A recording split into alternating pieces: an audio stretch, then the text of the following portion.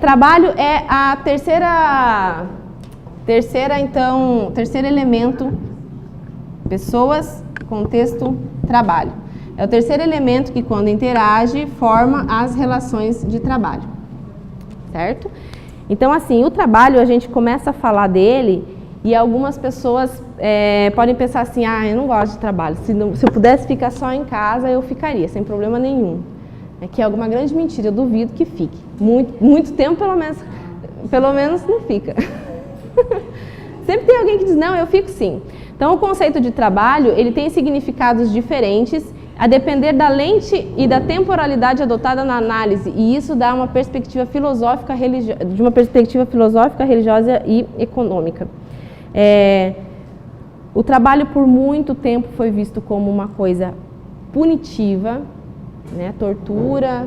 Vocês já ouviram falar no tripalium, que era um instrumento de tortura, que era utilizado, né, lá na antiguidade. Na verdade, era um instrumento agrícola, né?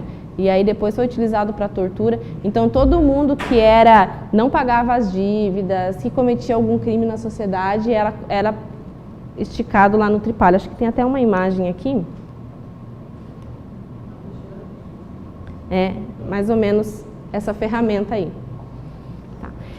E por que assim, embora a gente já evoluiu muito, muitas vezes essa palavra trabalho, ela vem com essa carga, né? De punição, de algo penoso, né? De algo que se eu pudesse, não faria. A gente tem a palavra trabalho em três, etimologicamente, vocês vão encontrar ela em vários outros momentos, né? Mas assim, de forma bem resumida, podemos falar de trabalho, a visão dele na antiguidade, na Idade Média e na modernidade, e pós-modernidade. O Zygmunt Bauman, ele trabalha com a ideia de pós-modernidade, quando ele fala de tempos líquidos, né? A pós-modernidade. Mas na antiguidade, então, a gente vem de uma ideia de trabalho penoso, inclusive na Bíblia, lá, Adão e Eva, quando Eva comeu a maçã, que eles foram expulsos, né, do paraíso, eles foram condenados a trabalhar, né, tirar o suor do próprio rosto para sobreviver. Então, até lá, o trabalho vem como um meio de punição. No suor do teu rosto comerás o teu pão até que te tornes a terra, porque dela foste tomado, porquanto és pó e em pó te tornarás.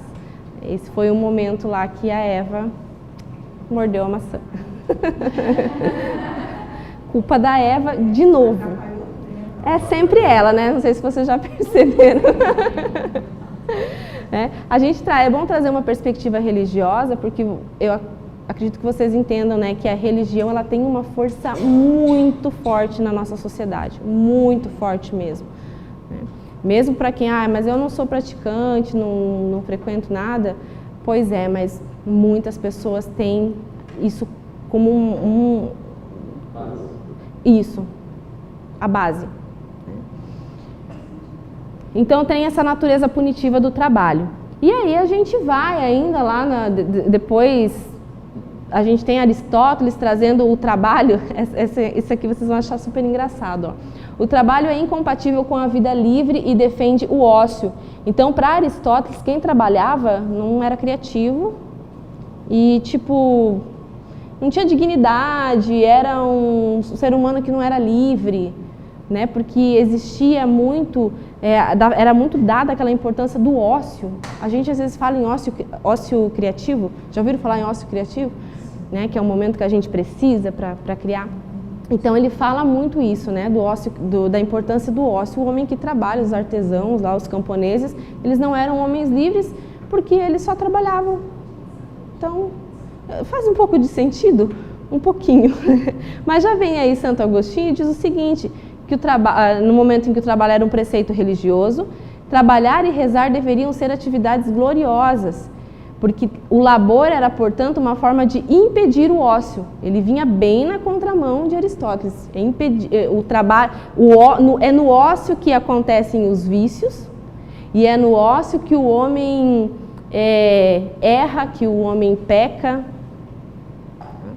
Então ele vem bem na contramão, enquanto um diz que o ócio é muito importante, o outro diz que é no ócio que surgem todos os problemas. Aí o trabalho vem como uma solução para isso.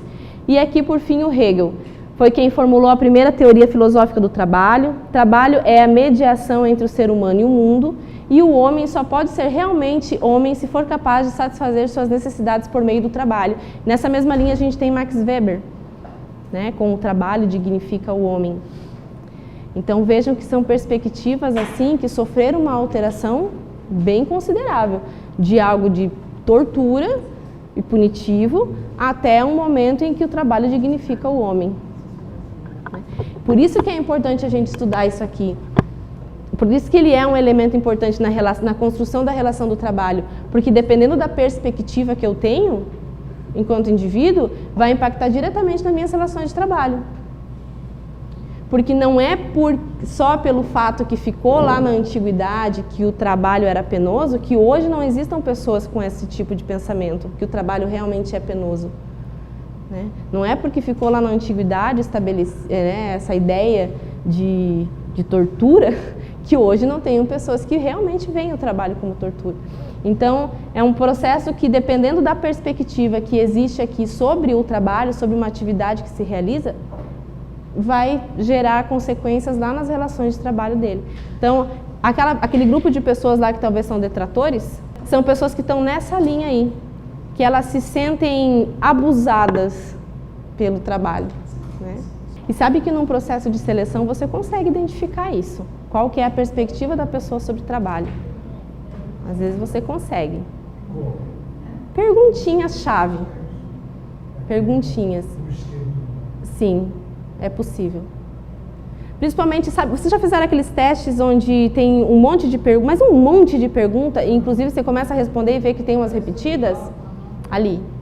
E hoje o trabalho é inclusive identidade pessoal e social. As pessoas hoje procuram trabalhos que posicionem elas profissionalmente. E muitas pessoas são conhecidas pelo seu trabalho. Por exemplo, o professor. Às vezes você nem sabe o nome do professor, mas você fala, o professor, a professora Sinara. Você se refere à pessoa, né? Um médico, um advogado. Você se refere à pessoa utilizando o trabalho dela, a profissão dela. Então, ele é hoje símbolo, inclusive, de status social.